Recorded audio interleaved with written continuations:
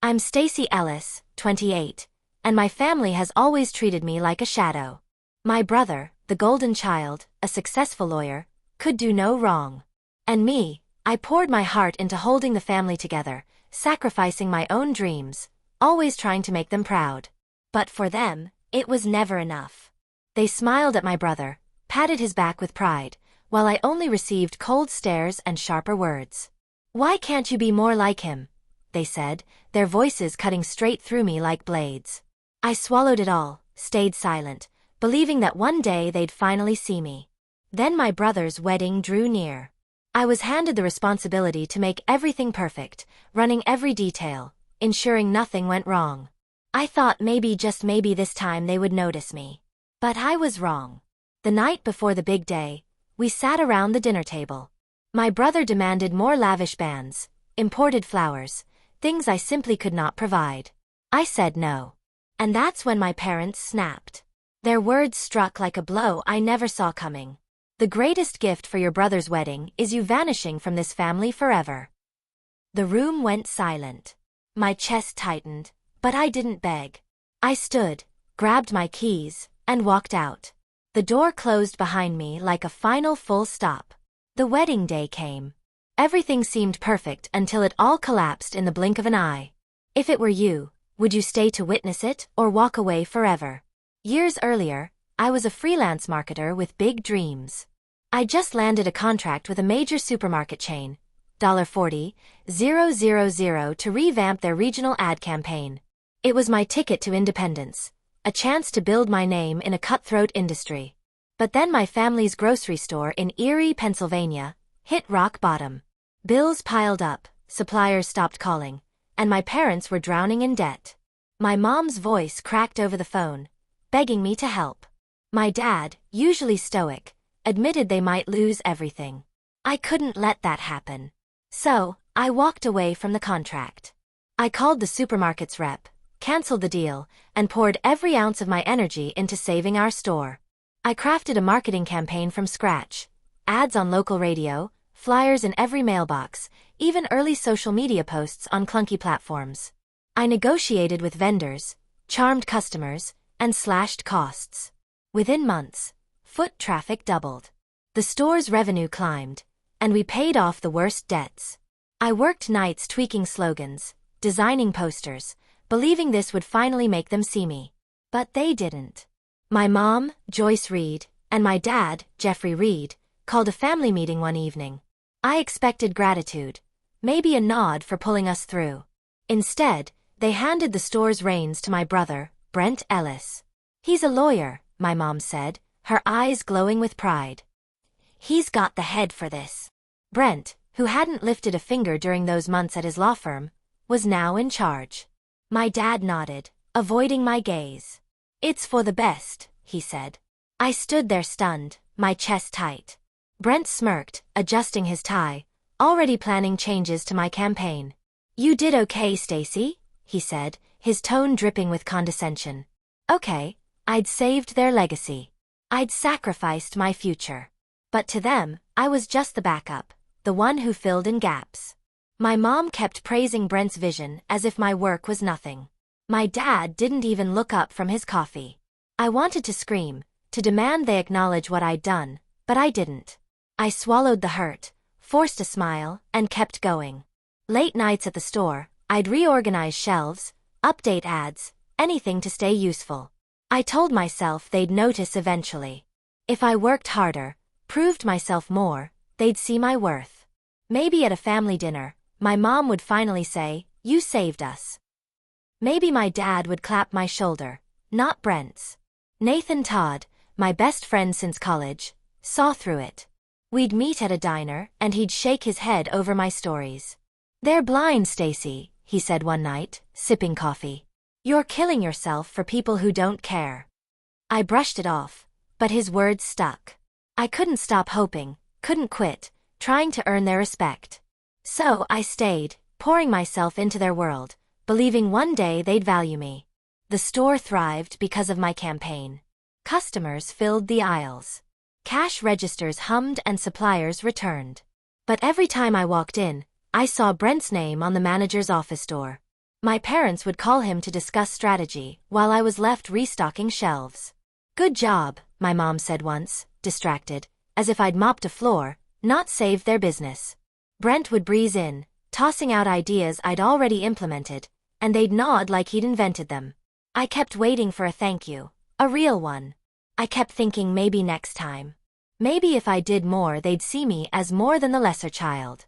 Months later, I was knee-deep in planning my brother's wedding. Brent was set to marry Lindsay Newman, his fiancée, and my parents handed me the reins to make it happen.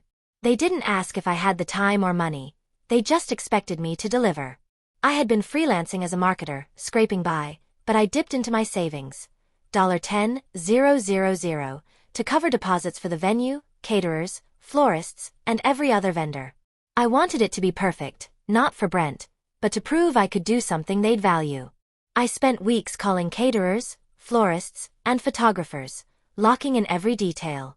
I picked a menu: roast chicken, garlic mashed potatoes, summer salads, all to fit the budget. I met with vendors in Erie, haggling to keep costs down, double-checking contracts to avoid mistakes.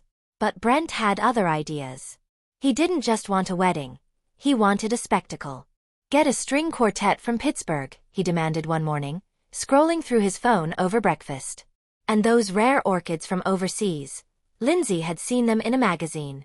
I explained the budget was tight, that my savings were already stretched thin. He rolled his eyes. "You're always cutting corners, Stacy. Make it happen." My mom, Joyce, chimed in, sipping her coffee. "He's right. This is his day. Don't mess it up." My dad, Jeffrey, just nodded, flipping through his newspaper. Their words stung, but I kept going, thinking maybe a flawless wedding would finally earn their respect. I worked late nights emailing vendors, adjusting plans. I found a local band willing to play for less, booked standard roses instead of imported flowers. Every choice was calculated to balance Brent's demands with reality. But he kept pushing. One afternoon, he called, insisting on a celebrity DJ from Cleveland. "It's only a few thousand more," he said like it was nothing. I reminded him I was funding half the wedding myself. "Figure it out," he snapped, hanging up. Joyce overheard and shook her head. "Why can't you just do what he wants?" she said. Jeffrey glanced up, muttering, "Don't ruin this for him." I felt dismissed, like my efforts were invisible. I'd spent hours coordinating, sacrificing my own projects to make their vision work. Yet every step they criticized. At a family lunch, Joyce pointed out a typo in the invitation draft I'd shown her. "Careless," she said, tossing it aside. Brent smirked, adding, "Typical Stacy." I wanted to snap back, to list every sacrifice I'd made, but I bit my tongue. I kept tweaking the seating chart, confirming deliveries, hoping they'd see the work behind it. Nathan noticed the toll it was taking. We met at a coffee shop in Erie one evening, and I vented about Brent's endless demands. "He wants a custom ice sculpture now," I said, exhausted. Nathan leaned forward, his voice firm. "Stacy, you're bending over backward for people who don't appreciate you. Stand up for yourself." I shrugged, stirring my coffee. "If I pull this off, maybe they'll finally see me." He shook his head, unconvinced. "They won't. You're worth more than their approval." But I couldn't stop. I kept at it, calling the venue daily, ensuring the linens were perfect, the cake ordered. I even paid an extra deposit to secure a backup generator, just in case. My savings dwindled, but I told myself it was worth it. If I could deliver Brent's perfect day, maybe Joyce would smile at me for once. Maybe Jeffrey would say something other than, "Don't ruin it." I poured everything into the wedding, believing it was my chance to shine. Brent's demands kept escalating. At one point, he texted me a link to a luxury catering service, insisting on caviar appetizers. I called him, explaining it would blow the budget. "You're embarrassing me," he said, his voice cold. Joyce overheard when I visited the house, and she sighed. "Just do what he asked, Stacy. It's not that hard." Jeffrey nodded, not looking up from his TV. Their dismissal burned, but I kept working, adjusting plans, hoping the wedding would change how they saw me. The night before the wedding, I sat at our family's dining table in Erie, the air thick with tension. My mom had cooked her usual roast, but no one was eating. Brent leaned back in his chair, scrolling through his phone while Lindsay picked at her plate. My dad sipped his wine, barely glancing up. I'd spent months planning Brent's wedding, pouring $10,000 of my savings into it. But tonight felt different, like a storm was brewing. I braced myself, hoping for a quiet evening. Brent broke the silence. "Stacy, we need to upgrade the menu," he said, not looking up. "Add lobster tails and that vintage champagne from Napa Valley. Oh, and hire that photographer from Pittsburgh, the one who shot the governor's gala." I stared at him, my fork frozen. Lobster tails, $500 a bottle champagne. A photographer charging $3,000 a day. I'd already stretched my savings to the limit, covering half the wedding's cost. "Brent, I can't," I said, keeping my voice steady. "I've already paid for everything. The venue, the band, the flowers. There's no money left." He scoffed, tossing his phone on the table. "You're always so cheap, Stacy. This is my wedding. Make it happen." Joyce set her glass down hard, her eyes narrowing. "He's right. This is a once-in-a-lifetime day. Why are you being so selfish?" Jeffrey looked up, his voice gruff. "Don't ruin this for your brother." My chest tightened, their words cutting deeper than I expected. I'd given everything. My time, my money, my energy, and they still saw me as the problem. I tried to explain. "I've spent $10,000 of my own savings. The budget's maxed out. Lobster and a celebrity photographer aren't possible." Brent rolled his eyes, leaning toward Lindsay. "See, I told you she'd skimp on us." Lindsay stayed quiet, avoiding my gaze.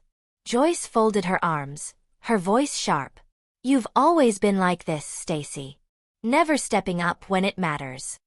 Jeffrey nodded, adding, "Brent deserves better than your half-hearted effort." I had worked nights, haggled with vendors, made their dream wedding possible. But to them, it was nothing. I pushed back, my voice rising. "I've paid for half this wedding. I've done everything you asked. I can't keep pouring money I don't have into this." Brent smirked, shaking his head. "Then maybe you shouldn't be involved at all." Joyce leaned forward, her eyes cold. "You know what, Stacy? The greatest gift for your brother's wedding is you vanishing from this family forever." The room went silent. Jeffrey didn't flinch, just stared at his plate. Lindsay shifted uncomfortably, saying nothing. My heart pounded, their words echoing like a slap. I stood, scraping my chair from the floor. "Fine," I said, my voice low but firm. "If that's what you want." I grabbed my purse, my keys jangling in my hand. Joyce called after me, "Don't make a scene, Stacy." But I was done listening. I walked out the door, slamming it behind me. Outside, the cold, eerie air hit my face. But I felt a fire inside. I'd given them everything. My savings, my time, my hope, and they'd thrown it back in my face. The next morning, I woke with their words still burning in my ears. I sat on my bed staring at my phone, my savings account app open. $10,000, my entire nest egg, sat tied up in deposits for Brent's wedding. Caterers, florists, the band, all paid from my pocket to make their day perfect. But after last night's dinner, their demand for me to vanish forever changed everything. I wasn't going to let them walk over me anymore. I started calling. Vendors. First, the caterer. "Cancel the order," I said, my voice steady. "I'm pulling the deposit." The woman on the line hesitated, asking about penalties, but I didn't care. Next, the florist. "No roses, no centerpieces," I told her. "Refund my payment." The band was last. They had already cashed my check, but I demanded a chargeback. By noon, I'd clawed back most of my $10,000, leaving the wedding stripped bare. No flowers, no music, no food. I didn't feel guilt, only resolve. They wanted me out. I'd give them a wedding they'd never forget. By afternoon, chaos erupted at the venue. Guests arrived to empty tables. No band playing, no bouquets in sight. Lindsay, Brent's fiancée, stood in her gown, stunned, as relatives whispered in confusion. Brent, red-faced, Yelled at the venue staff who had no answers. Joyce called me, her voice shrill through my voicemail. "Stacy, what have you done?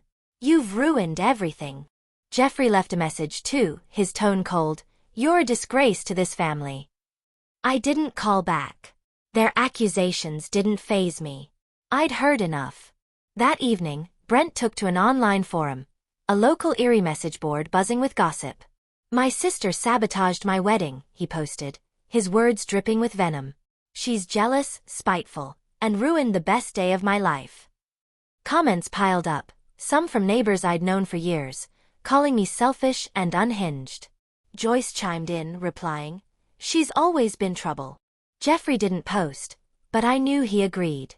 Their lies spread like wildfire, twisting the truth to save face. I sat in my apartment reading the posts, my stomach churning.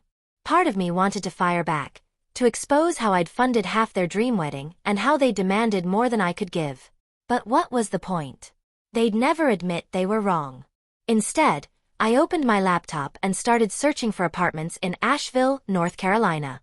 I'd visited once and loved the quiet mountains, the fresh start it promised. Erie held nothing for me anymore, just a family that saw me as disposable. I made a call to a realtor asking about rentals. "Something small," I said. "I'm starting over." Nathan stopped by that night, his face grim. "They're trashing you online," he said, showing me Brent's post on his phone. "You okay?" I nodded, though my hands shook. "I'm done with them," I told him. He didn't push, just sat with me as I packed a few boxes. Closed books, my laptop, clothes. "You're stronger than they know," he said before leaving. His words stayed with me, a small anchor in the storm. By midnight, I'd booked a one-way bus ticket to Asheville for the next week. The wedding's collapse was on them. They'd pushed me too far. Joyce's voicemail played again in my mind, her voice blaming me for their embarrassment. Jeffrey's cold tone echoed, labeling me a disgrace. Brent's post, with its lies, stung worst of all. But I wasn't staying to fight their narrative. I'd given them everything. My money, my effort, my hope, and they'd thrown it away. Now I was choosing myself. Weeks later, I stood in my small Asheville office, packing up the last of my things. I'd built a modest freelance marketing business over the years, a side hustle that brought in just enough to keep me afloat. It wasn't much, a rented room with a desk, a computer, and a few client files. But it was mine. I'd decided to sell it. A local agency offered $25,000 for my client list and contracts. I signed the papers without hesitation. That money, plus the $10,000 I'd pulled back from the wedding, was my ticket out. I also made a harder call. 4 years, I'd poured myself into my family's grocery store. First with the marketing campaign that saved it, then with a $5,000 investment from my savings to keep it running. I'd managed inventory, negotiated with suppliers, kept the books balanced. But after their betrayal, I was done. I contacted the bank and withdrew every cent. I didn't call Joyce or Jeffrey to warn them. They'd made their choice when they told me to vanish. Without my money and management, the store's cracks, ones I'd patched for years, would split wide open. By the end of the month, I was on a bus to Asheville. My belongings fit in 2 suitcases. Clothes, a laptop, a few books.